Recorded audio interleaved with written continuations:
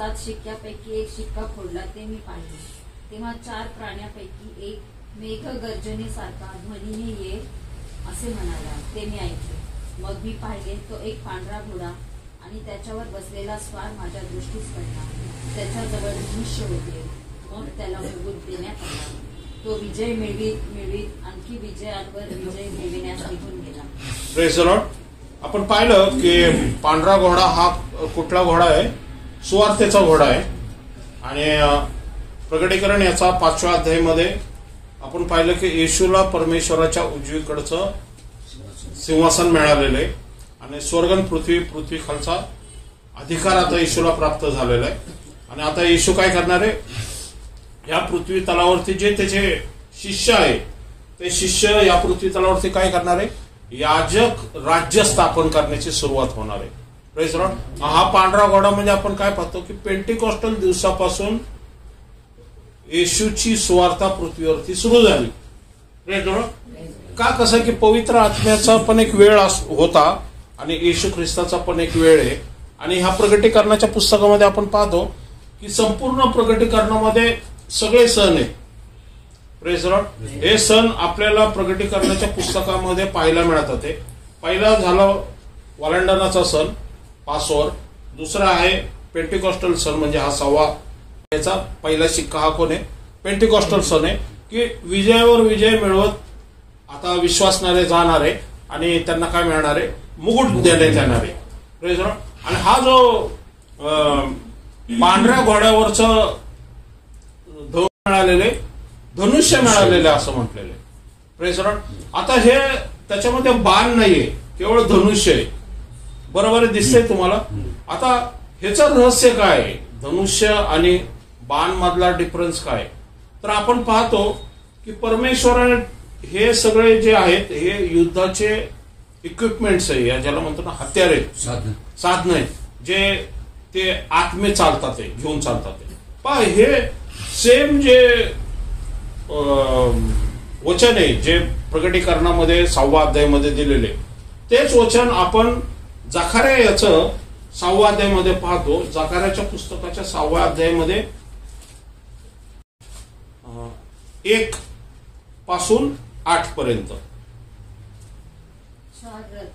पुन्हा मी आपले डोळे वर केले तो पहा 2 पर्वतामधून 4 रथ येत आहे असे दिसले. Praise the Lord. 2 पर्वत आहे आणि या 2 पर्वतामधून 4 रथ येतात.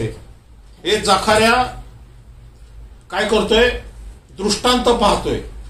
हा प्रकटीकरणाच्या 6व्या अध्यायाबरोबर एकरूप झालेला दृष्टांत आहे. सेम जकार्या पाहतोय आणि सेम योहान पण पाहतोय तिथं. Praise the Lord. आता जकार्या आणि योहानामध्ये डिफरन्स काय आहे? हा पुढे वाचा. ते पर्वत पितळेचे होते. ते पर्वत पितळाचे होते.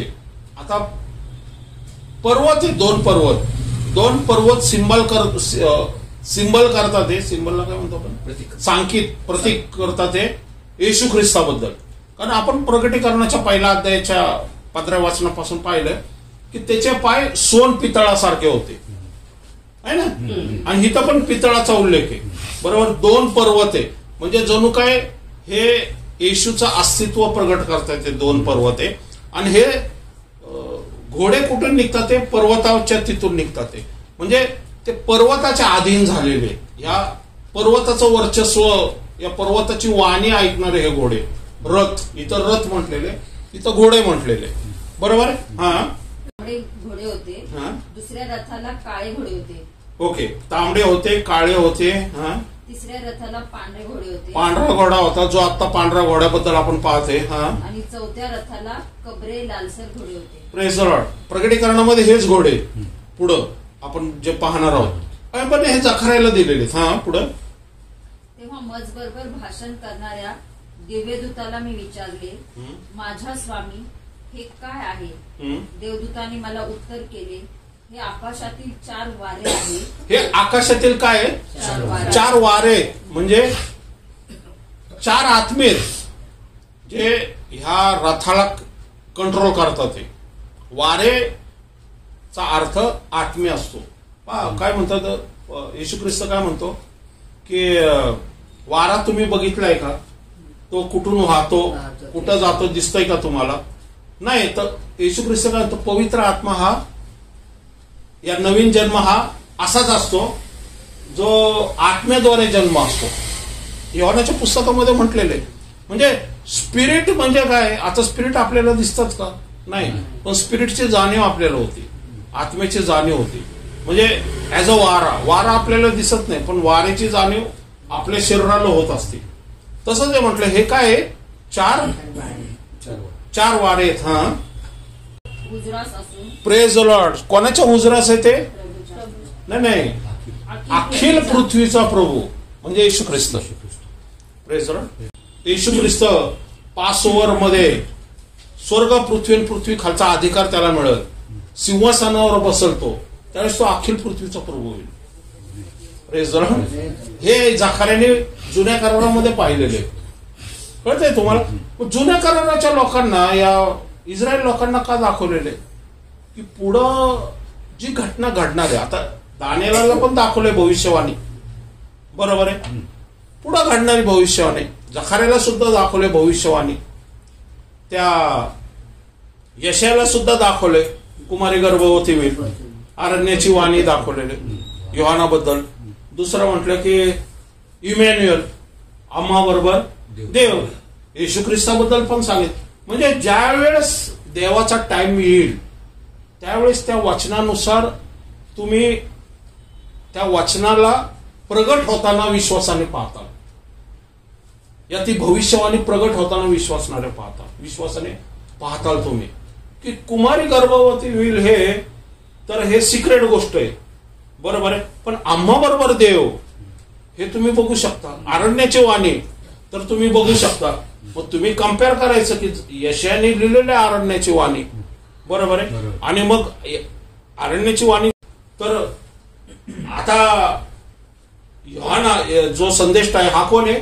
अरण्याची वाणी आहे. मग याच्यानंतर यशानंतर योहान नंतर कोण येणार आहे? मसीहा येणार आहे. तो मार्ग तयार करणार आहे. तसंच जखाऱ्याच्या पुस्तकामध्ये प्रगटीकरणाचे 4 घोडे, बरोबर. आणि हे 4 घोडे अखिल प्रभूच्या हुजुरास आहे म्हणून म्हटलेले. प्रेज द लॉर्ड, बरोबर आहे. अखिल पृथ्वी म्हणजे आता मला सांगा, जर अखिल पृथ्वीच्या हुजुरास आहे तर मग अखिल पृथ्वीचा हुजूर म्हणजे येशू ख्रिस्त सर्वात पहिल्यांदा अँटिक्राइस्टचा घोडा कसा काय पुढं? अँटिक्राइस्टला पृथ्वीवरती कशाला काय मुकुट देईल? म्हणजे अँटिक्राइस्टला मुकुट काय येशू कडून नाही काय? नाही. प्रेज द लॉर्ड, कळतंय? म्हणजे कसं आहे, जखाऱ्याच्या पुस्तकामध्ये जे 4 घोडे दिलेले यांना दिशा दिलेली. पांढऱ्या घोड्याला तुम्ही बघताय का दिशा? नाहीये. काय म्हटलेलं आहे की एक पांढरा घोडा होता, त्याला मुकुट देण्यात आला आणि विजयावर विजय मिळवत गेलेला. जखाऱ्या म्हणतोय की त्याला उत्तरेकडे गेलेला आहे. कुठला घोडा? काळा घोडा वाचा. काळे घोडे असलेले रथ उत्तर दिशेस जात आहे. हा, काळा घोडा जो असणार आहे हा उत्तर दिशेला जाणार आहे. हा, पांढरे घोडे त्याच्या मागून जात आहे. पांढरा घोडा पण कुठे जातोय? म्हणजे कुठे चाललाय? उत्तरेकडे चाललाय. प्रेज द लॉर्ड, बरोबर. कळतंय तुम्हाला? जिथं आता उत्तर दिशा नेहमी बायबलमध्ये जिथं भाकर आणि पश्चिम दिशा काय आहे माहिती का? ते दीपस्तंभ. जे दीपस्तंभ आहे तो पश्चिम दिशा आहे. भाकर कोणाला रिप्रेझेंट करते? उत्तर दिशा ही येशू ख्रिस्ताच्या शरीराला. आणि उत्तर दिशा ही नेहमी परमेश्वराच्या सिंहासनाला प्रगट करते. कळतंय तुम्हाला? म्हणून ते म्हणतात ना, उत्तरेकडचा तारा ज्यावेळेस उगवत असताना, पेत्राच्या पहिल्या अध्यायामध्ये आपण बघितलेले, उगवत असताना ज्यावेळेस तुम्ही पाहता प्रभात तारा ज्याला म्हटलेले, ते प्रभात तारा उगवतं. याचा अर्थ प्रभात तारा उगवणं याचा अर्थ असा नाही की प्रकाश आलेला आहे. प्रभात तारा उगवचा अर्थ आहे की आता हा प्रभात तारा उगवला म्हणजे याच्यानंतर सूर्य उगवणार आहे. प्रभात तारा हा ऍक्च्युली प्रकाश नाहीये. कळते का तुम्हाला? देण्यात आलेला आहे प्रभात तारा. तो रात्री म्हणजे बरोबर 4 ते 6च्या दरम्यान तो उगवत असतो. तो येशू ख्रिस्ताला सूर्याचं मुखाचं तेज असतंय. म्हणजे त्याच्या मुखातून सूर्यासारखं तेज निघत होतं असं प्रगटीकरणाच्या पुस्तकामध्ये सांगितलंय. म्हणजे कळते का दोनामध्ये डिफरन्स काय आहे? म्हणजे काळा आणि पांढरे घोडे कुठे उत्तरेकडे धावतात ते, आणि सुवार्ता कुठे निघाली? यरुशलेम मध्ये, शमरोनामध्ये, गालिलमध्ये, मग तुर्कस्तानमध्ये आणि रोम मध्ये, आणि मग पुढे युरोपमध्ये. ही उत्तर दिशा आहे. कळतंय तुम्हाला? ही उत्तर दिशा आहे. हा पुढं कबरे घोडे दक्षिण देशी जात आहे. कबरे घोडे कुठे गेलेले? दक्षिण. दक्षिण दिशी. आता कबरे घोड्याचं आपण पाहणार आहोत पुढं. म्हणजे काय दाखवलं इथं? दिशा दाखवली की पृथ्वीवरती हे घोडे कुठल्या दिशेला जात आहे हे जाकार्या सांगतोय. हा, तांबडे घोडेही बाहेर गेले, त्यांचा पृथ्वीवर फिरण्याचा रोग होता, पृथ्वीवर फिरले. हा. आता तांबडे घोडे कुठं फिरलेले? पृथ्वीवरती, म्हणजे संपूर्ण पृथ्वीवरती फिरलेले आहेत ते. एक डायरेक्शन नाहीये. तांबडा घोडा आपण पाहणार आहोत नंतर. तांबडा घोडा संपूर्ण पृथ्वीवरती, म्हणजे ऍक्च्युली सांगतो तो युद्धाचा घोडा आहे. संपूर्ण पृथ्वीवरती युद्ध करायचं काम त्याच्यावरती सोपवलेलं आहे. म्हणजे जिथं तिथं हे घोडे जातात ना, तिथं तिथं त्याप्रमाणे ती सिच्युएशन तयार होती. Praise Lord. म्हणजे पांढरा घोडा जिथं जिथं जाईल तिथं सुवार्ता गाजवली जाईल. कळतंय? जिकडं काळे घोडे जातील तिथं दुष्काळ आणि महागाई दिसते. कबरे घोडे जिथं जाईल तिथं दुष्काळ, मरी, भूमिकंप ह्या गोष्टी आहेत. आणि तांबडा घोडा काय आहे? युद्धाच्या गोष्टी आहेत. जिथं जिथं तलवार आहे त्याच्याकडं, आपण पुढे पाहणार होते तलवार आहे. ओके. आता हे जर प्रत्येकानं दिशा दिलेली, तांबडे आणि हे कुठं गेलेले? काळे घोडे उत्तरेकडं. कळते? दक्षिण म्हणजे कुठली जागा ही? इकडं खाली आफ्रिका, इंडिया वगैरे, ही उत्तर दक्षिणेची जागा आहे. ते नंतर पाहूया आपण. हा पुढं. तेव्हा ते पृथ्वीभर फिरले. मग त्याने मला हाक मारून म्हटले, पहा, उत्तर देशी जाणाऱ्यांनी उत्तर देशात माझा आत्मा शांत केला आहे. Praise the Lord. काय म्हटलेलं आहे? उत्तर देशी जाणाऱ्यांनी, म्हणजे कोणी? पांढरा घोडा जो जातोय त्यांनी काय केलाय? माझा आत्मा शांत केलेला आहे. म्हणजे काय केलेलं आहे? स्वार्थ गाजवलेले. Praise the Lord. कळतंय? स्वार्थ गाज. म्हणजे जाकार्याच्या पुस्तकामध्ये आपल्याला दिशा दिसती, पण प्रगटीकरणामध्ये कार्य दिसतं.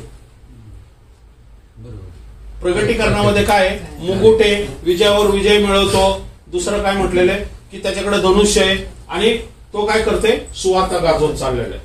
बरोबर आहे? म्हणजे ह्या घोड्यांचं कार्य जाकार्यामध्ये नाहीये. तर जाकार्यामध्ये काय आहे? दिशा आहे, पण कार्य कुठे आहे? प्रगटीकरणामध्ये. कळतंय? आता धनुष्य जे आहे, धनुष्याबद्दल जे दिलेले, हे धनुष्याचं सिक्रेट काय आहे? अलिशा मरवायचा होता, हा. ते त्याला आता लागले. हा. तेव्हा इस्रायलचा राजा योआश त्याचकडे गेला व ओरून त्याचे मुख पाहून रडू लागला व म्हणाला, अहो बाबा, इस्रायलच्या रथांनो, इस्रायलच्या राऊतांनो. अलिशाने त्यास सांगितले, धनुष्यबाण घेऊन ये. तेव्हा तो धनुष्यबाण घेऊन त्याचकडे आला. ओके. आता ह्या बा, अलिशा आता मृत्यूला कवटाळतोय. आता तो मरण पावणार आहे. आणि एक राजा आहे, तो कोण आहे? योआश. योआश हा राजा आहे. हा इस्रायलचा राजा आहे. आणि तो ज्यावेळेस बघतो की आता हा संदेष्टा मरण पावणार आहे, तर आता त्याला परमेश्वराकडून असलेलं जे वाणी आहे ते आता ऐकायची आता त्याला बंद होणार आहे. म्हणून तो काय करतोय? त्या अलिशाकडे येतोय आणि जणू काय बापा समान त्याला काय करतोय? विनंती करतोय. हा. तर अलिशा काय करतोय? त्याला म्हणतो, 15 वचन. अलिशाने त्यास सांगितले, धनुष्यबाण घेऊन ये. तेव्हा तो धनुष्यबाण घेऊन त्याचकडे आला. ओके. धनुष्यबाण घेऊन ये म्हणतो तो. हा. तो धनुष्यबाण घेऊन त्याकडे आला. हा. पुढं. त्याचकडे आला. त्याने इस्रायलच्या राजास सांगितले, धनुष्याला आपला हात लाव. त्याने आपला हात धनुष्यास लावला. तेव्हा अलिशाने आपले हात राजाच्या हातावर ठेवले. मग त्याने सांगितले, पूर्वेकडील खिडकी उघड. त्याने ती उघडली. आता नीट लक्षात घ्या. तो काय म्हणतो? धनुष्यबाण घेऊन ये. राजा धनुष्यबाण आणतो. तो पूर्वेकडे काय कर? खिडकी उघड. हा पांढरा घोडा कुठे चाललाय? उत्तरेकडे चाललेला आहे. ओके. आता अलिशा काय करतो? त्याच्या हातावरती हात ठेवतो, म्हणजे जणू काय प्रार्थना करतो. बरोबर. धनुष्यबाण आहे त्याच्या हातात, आहे ना? धनुष्य आहे. आता तो काय करतो, पूर्वेची खिडकी. आता म्हणजे पूर्वेकडं आता प्रार्थना करणारे अलिशा, पूर्वेकडून येणाऱ्या लोकांसाठी प्रार्थना करणारे. नीट लक्षात घ्या. हा, पुढं. मग अलिशा त्यास म्हणाला, बाण सोड. तेव्हा त्याने तो सोडिला. तो म्हणाला, हा बाण परमेश्वराकडून होणाऱ्या सोडवणुकीचे म्हणजे आरामापासून सुटण्याचे चिन्ह होय. तू आफे येथे आराम्यास असा मार देशील की त्याचा धुवा उडेल. हा, आता नीट लक्षात घ्या. हे बाण तिने सोडला, एक बाण सोडला म्हणजे आता हातात काय राहिलं, धनुष्य. बरोबर. बाण ऑलरेडी गेलेला आहे.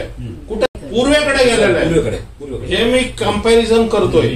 तो घोडा उत्तरेकडे गेलेला आहे, पण त्याच्या हातात काय आहे, फक्त धनुष्य आहे, बाण नाहीये तिथं. मग बाण कुठे गेला, इथं काय दाखवलंय तिथं की तो म्हणतो बाण मार. तिने बाण मारलेला आहे म्हणजे हातात काय राहिलेलं आहे, धनुष्य. पण बाण कुठे गेलेला आहे, पूर्वेकडे गेलेला आहे. हा, तर अलिशा काय म्हणतो, हा जो बाण गेलाय ना, हे परमेश्वराकडून असलेलं चिन्ह आहे. म्हणजे काय, आता हा जो बाण तू सोडलाय ना, आता देवाचे आत्मे ह्या बाणा पाठीमागं काम करणार आहे की आरामाचा जो राजा येणार आहे आणि त्याच्या विरुद्ध तुझं युद्ध करणार आहे. नीट लक्षात घ्या. त्यावेळेस देवदूत तुला मदत करतील, कारण मी नसणार आहे. तो मरण पावेल म्हणजे तो मारणार आहे, पण त्याच्या आधी तो काय करत आहे, भविष्यपर त्याला आशीर्वाद करून जात आहे. कळतंय तुम्हाला. एक बाण सोडलेला आहे, कुठं सोडलेला आहे, पूर्वेकडं. पूर्वेकडून जे पण शत्रू येतील त्यांच्या विरुद्ध लढण्याचं सामर्थ्य योवाश राजाला परमेश्वराकडून प्राप्त होणार आहे, कारण ऍडव्हान्स मध्ये प्रार्थना केलेली. कळतंय तुम्हाला. तसं आहे, पांढरा घोड्याचं धनुष्य आहे हातात, पण बाण आधी सुटलेला आहे उत्तरेकडं. कशाला, की सुवार्तेचं कार्य व्हायला. Praise Lord. स्पिरिच्युअली शक्ती, स्पिरिच्युअली सामर्थ्य, जिथं बाण सुटलाय ना तिथं देव काम करणार आहे. कळतंय तुम्हाला.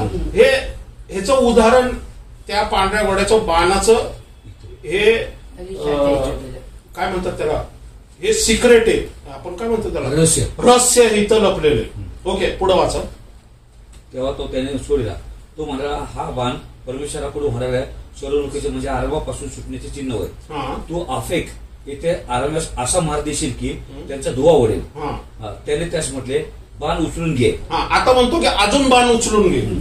आता मार देशील, तू आराम्यास काय करशील, मार देशील, पण किती वेळेस मार देशील. पुढं.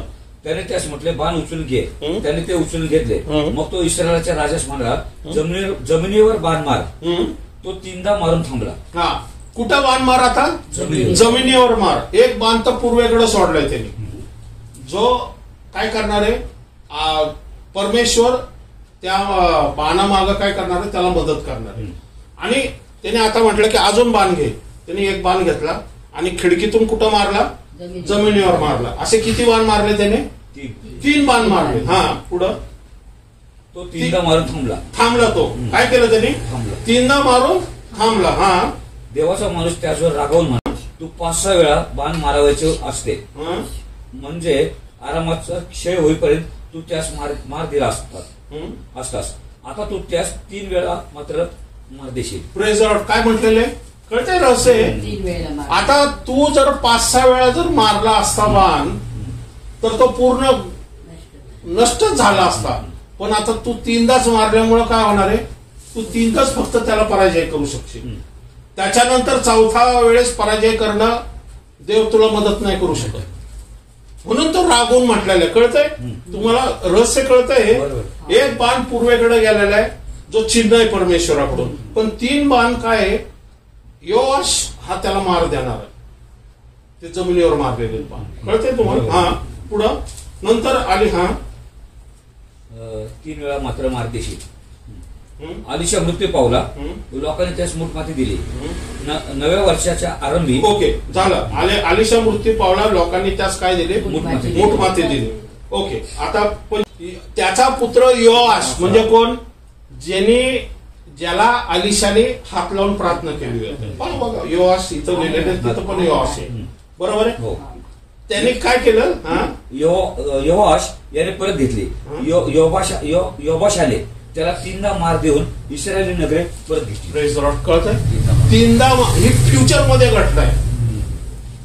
कळतंय? म्हणजे काय बाण काय? बाण जो सोडलेला आहे तो काय? बाण जो सोडलेला आहे हा परमेश्वराकडून असलेलं चिन्ह आहे की त्या दिशेला परमेश्वर काय करेल? सुवार्तिकांना मदत करणार आहे. Praise the Lord. ओके. जमिनीवर बाण मारायचं याचा अर्थ काय? की राजाला पण काहीतरी करायचंय. कारण राजाला पण युद्ध करावं लागणार आहे. युद्धाला गेल्याशिवाय युद्ध जिंकणार कसं? वचन सांगतं योआशने त्याच्याबरोबर लढाई केली आणि 3 वेळेस त्याला मारले. म्हणजे परमेश्वराने उत्तरेकडचा सुवार्तेचा मार्ग मोकळा केल्याने हा पांढरा घोडा काय तुमच्या मदतीसाठी. पांढरा घोडा सुवार्ते तुमच्या मदतीसाठी. पण सेवकां संदेष्ट्यांनी पण बाहेर पडून सुवार्ता गाजवायची. मग परमेश्वराचं सामर्थ्य त्या पाठीमागायला मिळेल. म्हणून तिथं धनुष्यच आहे. बाण ऑलरेडी पेंटिकॉस्टल दिवशी सोडण्यात आलेला आहे जगामध्ये. कळतंय तुम्हाला? बाण हा दिसत नाही, फक्त धनुष्य दिसत. धनुष्य म्हणजे बाण कोणी सोडलेलं आहे? परमेश्वराने ऑलरेडी बाण सोडलेला आहे. येशू ख्रिस्ताने सांगितलं की यरुशलेम मध्ये, शमरोनामध्ये, गालिलामध्ये आणि पृथ्वीच्या शेवटापर्यंत तुम्ही काय करा? माझे साक्षी व्हाल आणि संपूर्ण जगामध्ये सुवार्ता पहा. म्हणजे परमेश्वराने मार्ग मोकळा केलेला आहे. म्हणजे अलिशाने तशी प्रार्थना करून आशीर्वादित केलं, तिने आशीर्वादित केलं. पण बाण मारण्याचं काम म्हणजे या लढाई करण्याचं काम या त्या मिळालेल्या सामर्थ्याचा फायदा घेण्याचं काम सेवकाकडे, पृथ्वीच्या माणसाकडे. Praise Lord. म्हणजे दोन्हीकडून कामं चालतात. परमेश्वराचा अभिषेक तुमच्यावरती उतरून कधी येईल माहिती का? ज्यावेळेस तुम्ही परमेश्वराच्या कार्यामध्ये स्वतःला इन्व्हॉल्व करता, समर्पण करताल, त्यावेळेस परमेश्वराचं सामर्थ्य तुमच्याबरोबर चालेल. Praise Lord. म्हणून पवित्र आत्मा पाठवण्यात आलेला आहे. कळतंय? आणि हे धनुष्याचं रहस्यच अनेक लोकांना माहित नाही. हे धनुष्य काय? बाण कुठे? मी अनेक लोकांना विचारलं बाण कुठे? ते म्हणतात माहित नाही, त्याच्या भात्यात आहे. मग ज्यावेळेस हे दाखवल्यावर त्यांना कळतं अरे हा हे रहस्य इथं लपलेले. पण किती साधं सोपं रहस्य आहे. म्हणून हे समजायला ना देवाचा आत्मा ज्यावेळेस आपल्यामध्ये काम करत असतो ना त्यावेळेस हे रहस्य कळत असतं. ओके. दुसरी गोष्ट असं की पांढरा घोडा, आता बाणचं कळलं, आपण विजयावर विजय मिळत असताना सुद्धा कळलं. ओके. आता नीट लक्षात घ्यायचं की दोघांमध्ये आपण डिफरन्स पाहूया म्हणजे आपल्याला कळलं. प्रगटीकरण याचा 6वा अध्याय आणि कोणीतरी 13वा अध्याय पण.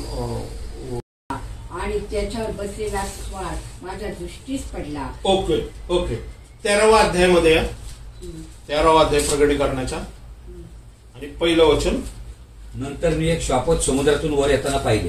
त्याला 10 शिंगे व 7 डोकी असून त्याच्या शिंगावर 10 मुकुट आणि त्याच्या डोक्यांवर देवनिंदात्मक नावे होती. Praise the Lord. हा अँटिक्राइस्ट आहे. बरोबर. 13व्या अध्यायामध्ये अँटिक्राइस्ट आहे आणि 6व्या अध्यायाच्या पहिल्या वचनामध्ये हा सुवार्तेचा घोडा आहे. बरोबर. हा पांढरा घोडा आहे. पण 13व्या अध्याय मधलं शापत कुठले? समुद्रातून येणार आहे. Praise the Lord. कळतंय? हे समुद्रातून येणार आहे आणि हा पांढरा घोडा कोणाच्या आदेशाने चाललाय? अखिल पृथ्वीच्या प्रभूच्या अधीन चाललेला आहे. कळतंय? हा जो श्वापद आहे हा समुद्रातून येतोय. दानिएला मधले जे श्वापद आहेत, दानिएलाच्या पुस्तकामध्ये जे श्वापद आहेत सगळे श्वापद समुद्रातून येणार आहे. बाबेलचा राजा, मेदी पर्सी, ग्रीसचा राजा, रोमचा राजा, हे सगळे समुद्रातून येणार. आपण जाऊया म्हणजे आपल्याला पाहिजे 4 दिवसात दिशांचे वारे महासागरावर सुटले आणि भिन्न भिन्न अशी 4 मोठाली श्वापदे समुद्रातून बाहेर निघाली. Praise the Lord. किती श्वापद आहे? 4 श्वापदे बाहेर येताना बघतोय तो. पण ती कुठून येतात? हे समुद्रातून येतात. ते बरोबर आहे. आणि 13वा अध्यायामधलं श्वापद कुठून येते? समुद्रातूनच येते. Praise the Lord. म्हणजे दानिएलाने जे श्वापद बघितलेले तेच प्रगटीकरणाच्या 13व्या अध्यायामध्ये बाहेर येताना दिसतंय. आणि हा पांढरा घोडा हा एकदम वेगळा आहे. हा समुद्रातून येणारा नाहीये. हा अखिल पृथ्वीच्या प्रभूच्या मार्गदर्शनाने चालणार आहे. आणि ह्याला मुकुट देण्यात आलेला आहे. ह्याला एकच मुकुट आहे, पण प्रगटीकरणाच्या 13व्या अध्यायामध्ये काय आहे, त्याला 10 मुकुट देण्यात आलेले. त्याला 10 शिंग आहे. 10 शिंग. हा, आणि त्याला 10 मुकुट, 60 डोकी आहेत आणि 10 मुकुट. 10 मुकुट आहे. घोड्याला काय आहे, एकच आहे. एकच मुकुट घातलेला. मग हा पण अँटी क्राइस्ट आणि हा पण अँटी क्राइस्ट. मग हा अँटी क्राइस्ट वेगळा आणि हा अँटी क्राइस्ट वेगळा कसा काय? कारण दानिएलच्या पुस्तकामध्ये आपण पाहतो की 4 भिन्न भिन्न प्राणी समुद्रातून वर येताना बघतोय तो. आता ते कोण आहे, आता ते डिटेलमध्ये जाईल. पहिले सिंहासारखे बघा, पहिले सिंहासारखे असून गरुडाचे पंख आहे. 4 वचनामध्ये दिलेले हा बाबेलचा राजा आहे. नंतर दुसरं श्वापद हे 5व्या वचनामध्ये अस्वलासारखं आहे. मग 6व्या वचनामध्ये तिसरं श्वापद जे आहे चित्यासारखं आहे. आणि मग 4थं श्वापद हे बळकट आहे. म्हणजे इथं 4 श्वापद दिलेले, बरोबर. म्हणजे 4 राजे दिलेले आहेत ते. आता प्रगटीकरणाच्या 13व्या अध्यायामध्ये आता इथं पण समुद्रातून आहे. म्हणजे दानिएलचा जो दृष्टांत आहे, शेवटचा जो 7 सप्तकाचा दृष्टांत आहे, त्याच्यामध्ये जे दानिएलचे श्वापद आहेत ते इथं पण दिसतात. दानिएलने काय पाहिलं, सिंह पाहिला, अस्वल पाहिला आणि चिता पाहिला. ओके, तेच श्वापद इथं पण आहे. हा बघा, त्याला 10 शिंगे व 7 डोके असून त्याला 10 शिंग होती आणि डोकी किती होती? 60 डोकी होती. हा, त्याच्या शिंगावर 10 मुकुट. शिंगावरती 10 मुकुट आहे, डोक्यावरती मुकुट नाही, शिंगावरती मुकुट आहे. ओके. हा, आणि त्याच्या डोक्यावर देव निंदात्मक नाव. त्याच्या डोक्यावर काय आहे? देव निंदात्मक नाव. देव निंदात्मक म्हणजे देवाच्या विरुद्ध, बरोबर. पांढऱ्या घोड्याच्या डोक्यावरती काहीच नाहीये, उलट त्याला मुकुट देण्यात आलेलं आहे आणि त्याला विजयावर विजय मिळवण्यासाठी पाठवण्यात आलाय. पण ह्याच्या काय आहे, त्याला 60 डोकी, 10 शिंग आहे आणि शिंगावरती मुकुट आहे. आणि वचन सांगते की त्याला देव निंदात्मक नाव आहे. म्हणजे तो अँटिक्राइस्ट. म्हणजे अँटिक्राइस्ट इथं पण येतोय आणि अँटिक्राइस्ट मग 6व्या अध्यायाच्या पहिल्या शिक्क्यात पण येतोय. मग 2 अँटिक्राइस्ट एकच, बरोबर आहे ना? का मध्ये मग गॅप दिलेला आहे. मग तुम्ही म्हणता 6व्या अध्यायातला पण अँटिक्राइस्ट आहे, मग 13व्या अध्यायामध्ये पण अँटिक्राइस्ट आहे. मग किती अँटिक्राइस्ट आहे? एकच. कळते कन्फ्युजन कसं होतं जर डीप स्टडी नसेल, या आत्म्याच्या सानिध्यात चाललं नसेल, नाही होतं. कारण दानिएलने सांगितलेलं आहे की ऑलरेडी 4 प्राणी येणार आहेत आणि इथं पण 4 प्राणी. आता ते प्राणी पुढे वाचा. जे श्वापद मी पाहिले ते चित्त्यासारखे होते. हा, आता ते श्वापद कसं होतं? चित्यासारखं होतं. हा, त्याचे पाय अस्वलाच्या पायासारखे होते. पाय कसे होते? अस्वलाच्या पायासारखे. हा, त्याचे तोंड सिंहाच्या तोंडासारखे होते. सिंहासारखे तोंड. तिथं सिंह बाबेलला म्हटलेले, नबुखदनेझरला. अस्वल मेदी पारसीला म्हटलेले, कोरस राजा. हा, चिता म्हटलेले अलेक्झांडर, ग्रीसला म्हटलेले. आणि रोम हा विचित्र श्वापद आहे. ओके, ते एकदम वेगळं. पण जे 3 श्वापद आहेत दानिएलच्या पुस्तकामध्ये, हे 3 एकत्र आहेत. तोंड सिंहाचं, शरीर चित्याचं आणि पाय अस्वलाचे. बघा, आणि तो कुठून येतोय? समुद्रातून येतोय. समुद्र नेहमी जगाला संबोधलं जातं. जे समुद्र आहे ना ते जगाला संबोधलं जातं. समुद्रातून वर येणं म्हणजे जगातून वर येणं. म्हणजे अँटिक्राइस्ट हा बाबेल, मेदी पारसी, रोम आणि ग्रीस एवढा परिसर व्यापणार आहे तो. कळतंय तुम्हाला? ही सगळी टेरिटरी तिची असणार आहे.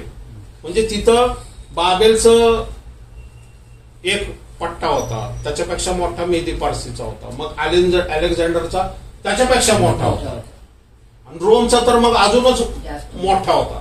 पण अँटिक्राइस्टचं काय, ह्या सर्वांचं मिळून अँटिक्राइस्ट एक होणार आहे. म्हणजे जवळजवळ पृथ्वीवरती तो राज्य करणार. कळतंय? कारण हे 3 प्राणी एकत्र आलेले दिसतात. कारण तो श्वापद हा स्वतःच रोम मधून येणार आहे. त्यामुळे रोमचा ऑलरेडी त्याच्याकडे आहे म्हणून त्याच्याबद्दल विचित्र प्राण्यांचं वर्णन नाहीये. पण त्याच्या डोक्यावरती काय देवनिंदात्मक, म्हणजे तो कोण आहे? आणि पुढे वाचा 13वा अध्याय. तोंड सिंहाच्या तोंडासारखे त्याला अजगराने आपली शक्ती, आपल्या आसन व मोठा अधिकार दिला. हा, आता बघा इथं काय दिलेलं आहे? कुणी दिलेलं आहे? अजगराने. अजगराने. आता अजगर कोण आहे? सैतान. आता इथं अजगर कसा झालाय? तो साप होता ना. अजगर कसा झाला? तो छोटा असतो ना. मग एदेन बागेमध्ये कोण होता? तो साप होता. पण आता काय झालाय? तो अजगर का झालं? कारण त्याचं राज्य वाढलेले, तेवढे आत्मे त्यांनी गिळलेले, तेवढे बेडक गिळलेली त्यांनी, म्हणून तो मोठा झालेला आहे आता. म्हणजे पूर्वी तो साप होता, आता तो अजगर झालेला आहे. बरोबर आहे? कळतंय? म्हणजे कसं आहे माहितीये का, प्रत्येक वचन आहे ना, तिथं साप आणि इथं अजगर काय ना, हे शोधून काढायचं. म्हणजे आपलं वचनामध्ये जे ज्याला म्हणतो ना प्रूफ जे आहे ना, अजून भक्कम होतात. कळतंय का? तिथं एकच मुकुट का दिलं? तिथं पांढरा घोडा काय? बरं, पांढरा हा शुभ्रतेचं प्रतीक आहे. कारण येशू पण 19व्या अध्यायामध्ये पांढऱ्या घोड्यावर बसून येणार आहे. Praise Lord. बरोबर आहे ना? मग येशू जर पांढऱ्या घोड्यावर बसून येईल, पांढरा जर शुभ्रतेचं प्रतीक आहे, सैतान हा कधी शुभ्रतेच्या प्रतीकामध्ये, हा तो प्रकाशाचा वेश धारण करतो, पण तो शेवटी अंधाराच्या प्रजेचा राज आहे. बरोबर? योचन सांगते त्याच्यात देव निंदकात्मक त्याच्या डोक्यावरती. आणि मग सैतान काय करतोय अँटिक्राइस्टला? की सिंह, अस्वल, चीता आणि स्वतः रोम हे सगळं सामर्थ्य, म्हणजे सैतान त्याच्या पाठीमागं उभा आहे. वचन काय सांगतं? सैतानाने आपला आसन, शक्ती, आपल्या आसन व मोठा अधिकार दिला. हा, शक्ती म्हणजे त्याच्या पाठीमागं कोणाची शक्ती आहे? सैतानाची शक्ती आहे. बरोबर? म्हणजे भूत आता कोणाचं ऐकणार आहे? अँटिक्राइस्ट. तो आधी येतो. त्यांनी त्याला अधिक शक्ती दिलेली आहे, अधिकार दिलेला आहे, असं वचन सांगते. आणि आसन पण दिलेले आहे. आसन म्हणजे पृथ्वी. येशूला म्हटलं ना सैतान, हे सर्व मी तुला देतो, तुम्हाला काय कर? नमन कर. म्हणजे काय देतोय? तो अधिकार देतो, आसन देतोय. आता सैतान त्या पृथ्वीच्या आसनावर, सैतानाला पृथ्वीच्या आसनाला महत्व नाहीये काय? त्याला माणसाला गिळायचं आणि आपल्या राज्यात आणायचं, हे त्याचं काम आहे. पांढरा घोडा काय करतोय? इकडे बघा, पांढरा घोडा काय करतोय? सैतानाच्या राज्यात जो तो गिळायला बसलेला आहे, माणसं या आत्मे, त्यांना उडून ते स्वर्गाच्या राज्यात आणतात. ते म्हणून त्याला मुकुटाने अधिकार दिलाय. मुकुट आणि विजयावर मिळवत चाललेला आहे. डिफरन्स कळतंय तुम्हाला? पांढरा घोडा हा बाण सोडलेला आहे. बरोबर? आता जर दिवशी तुम्ही स्वार्थ सांगाल तसं पवित्र आत्मा तुम्हाला मदत करायला येईल. भूत निघतील, आजारी बरे होतील, अन्य भाषा बोलतील तुम्ही, आणि ज्याला म्हणतो ना अनेक चिन्ह चमत्कार घडणार आहे, आणि लोक विश्वास ठेवायला सुरुवात करणार आहे. आणि जे शैतानाच्या तोंडात, या अजगराच्या तोंडात जाणारे आत्मेत, ते आता देवाच्या राज्यात येणार आहे. आणि म्हणून त्यांना मुकुट देणार आहे. तो कुठला मुकुट आहे? तारणाचा मुकुट आहे. आणि इथं कुठला मुकुट आहे? शिंगावरचा मुकुट आहे. तो राजांचा मुकुट, पृथ्वीचा मुकुट आहे. तो स्वर्गाचा मुकुट नाही, कारण ते देवनिंदात्मक नाव आहे. तो मुकुट असला तरी त्या मुकुटाच्या खाली देवनिंदात्मक नाव आहे. म्हणजे तो पृथ्वीचा मुकुट आहे, सैतानाकडून असलेलं मुकुट आहे. ते राज्य, आसन जे आहे ना, शक्ती ही सैतानाकडून मिळणार आहे त्याला. कळतंय दोन्ही डिफरन्स आहे. हा 6वा अध्यायामध्ये, अजून 13वा अध्याय म्हणजे अजून 7-8 अध्याय जायचे. 6 मधून 13 गेले किती होतं? 7. 6 12 7 होणार. अजून 7 अध्यायामध्ये. मग 7 अध्यायाच्या आधी अँटिक्राइस्ट येतोय, 7 अध्यायाच्या नंतर अँटिक्राइस्ट. मग कुठला अँटिक्राइस्ट पकडायचा आम्ही? बघितलं किती डिफरन्स कसं होतं.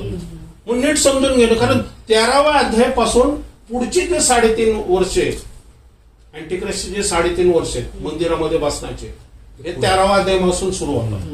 आणि 8व्या अध्यायापासून तर 11व्या अध्यायापर्यंत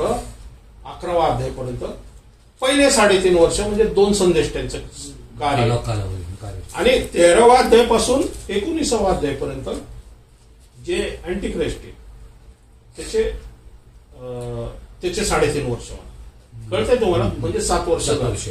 इथं 3.5 आणि तिथं 3.5. ओके. पण या 3.5 म्हणजे 7 वर्षाच्या आधी काय पांढऱ्या वड्याचा काळ. पण पांढऱ्या वड्याचा काळ सुरू कधी होतोय ऍक्च्युअली 21 दिवसापासून. योआस राजाचा आपण बघितलेलं की त्यांनी 3दा मार दिला पण बाण ऑलरेडी सुटलेला आहे.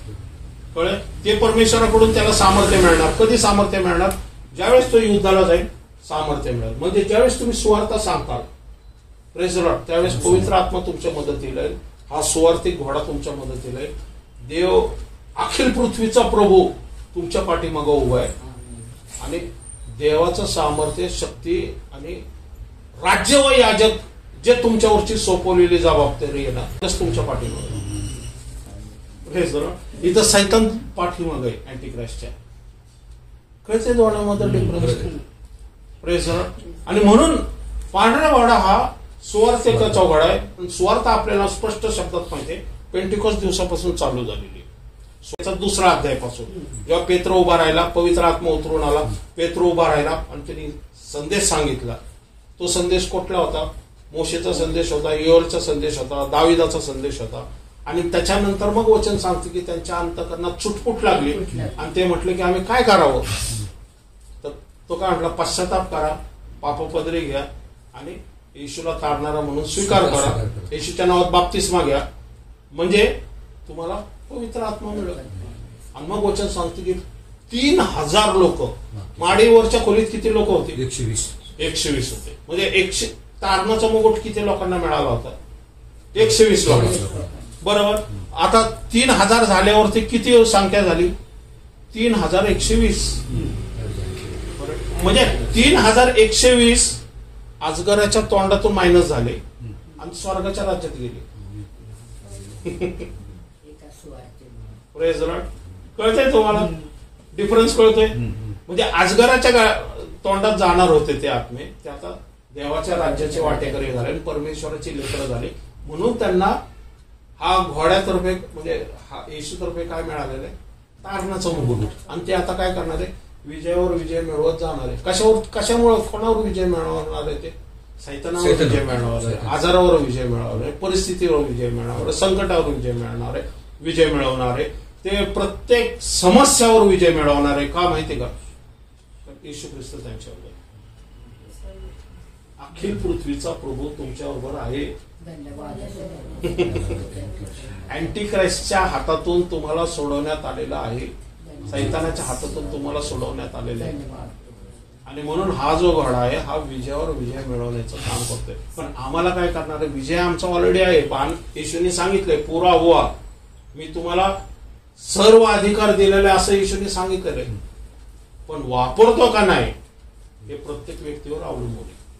जेवढा तुमचा विश्वास स्ट्रॉंग, जेवढं तुमचं समर्पण स्ट्रॉंग, बरोबर आहे.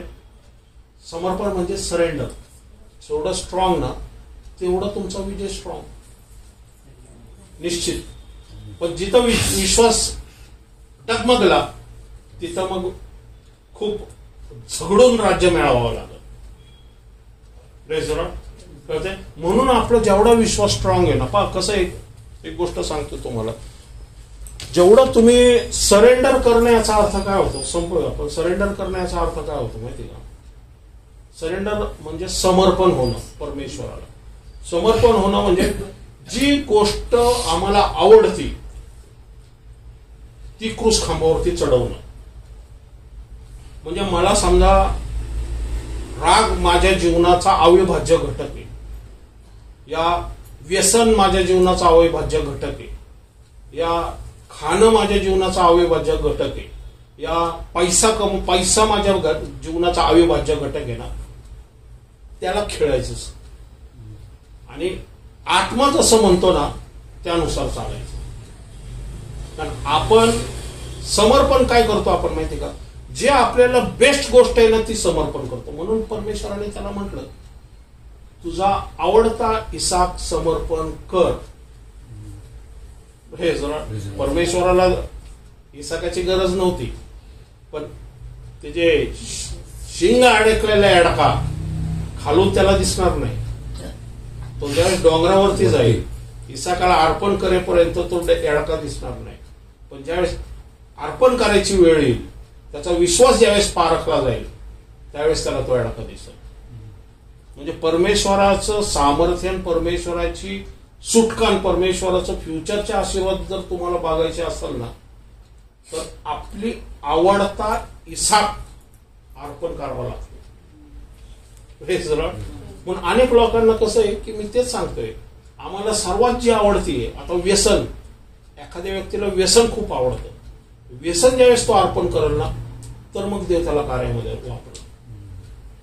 बरोबर, कारण आमचा स्वभावच आम्हाला आवडतो, म्हणून आमचा स्वभाव ज्यावेळेस आपण क्रूस खांबावरती टांगतो आणि देवाला म्हणतो, देवा माझ्यातला हे व्यसन, राग, मोह हे ना, मग ते ज्यावेळेस जाईल ना, त्यावेळेस पवित्र आत्मा मग आनंद, शांती, प्रीती, सहनशीलता, क्षमा हे सर्व टाकतो. ते तुमचं हत्यार आहे, ते तुमचं सामर्थ्य आहे, ते पवित्र आत्मा टाकतो. कधी ज्यावेळेस ते बाहेर निघल तेव्हा, कारण दोघं आतमध्ये नाही राहू शकत. म्हणून तो म्हणतो ना, एका धान्याची चाकरी दोन धान्याची चाकरी होत नाही, एका धान्याची चाकरी करावी लागते. दोन धनी कोण? रागाचा पण आत्मा आहे आणि शांतीचा पण आत्मा आहे, असं नाही. तो भीतीचा पण आत्मा आहे, प्रीतीचा पण आत्मा आहे. तो भीतीचा आत्मा गेल्याशिवाय प्रीतीचा आत्मा काम करू शकणार नाही.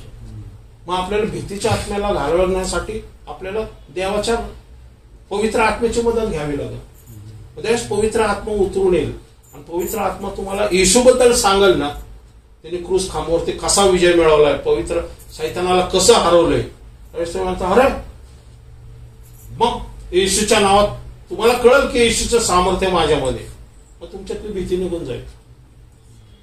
माझा वडील कोण आहे हे ज्यावेळेस एखाद्या लेकराला कळतं ना, आता एखादा म्हणतो की माझा वडील बाबा मोठा तहसीलदार आहे, तर तो कसा, माझे वडील तहसीलदार का?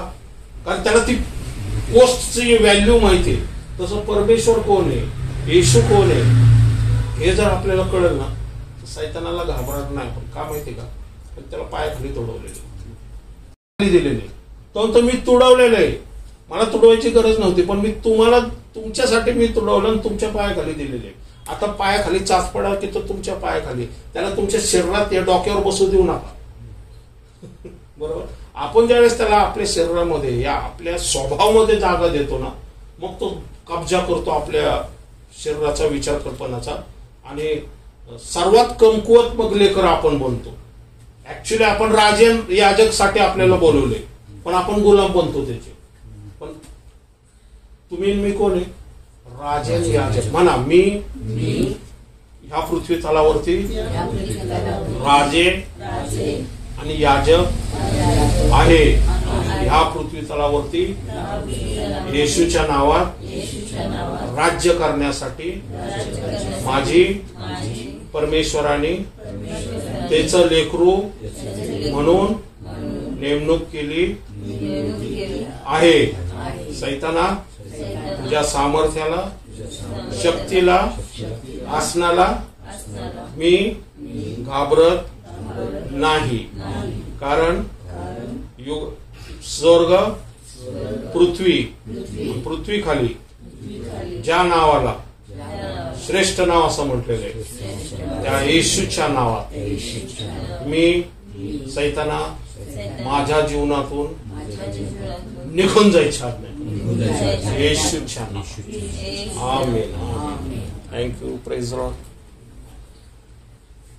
Praise lord. असंही प्रगटीकरण मधून असं शिकणं गरजेचं आहे. आता आलं सामर्थ्य, आता आलं शक्ती, आता कळलं अर्थ कसा होतो अँटिक्राइस्ट याच्यामध्ये. Praise Lord. आपण प्रार्थना करूया. मी तुमच्यापर्यंत वचन पोहोचवले, जे पवित्र आत्मेने सांगितलं ते मी वचन तुमच्यापर्यंत पोहोचवलेलं आहे.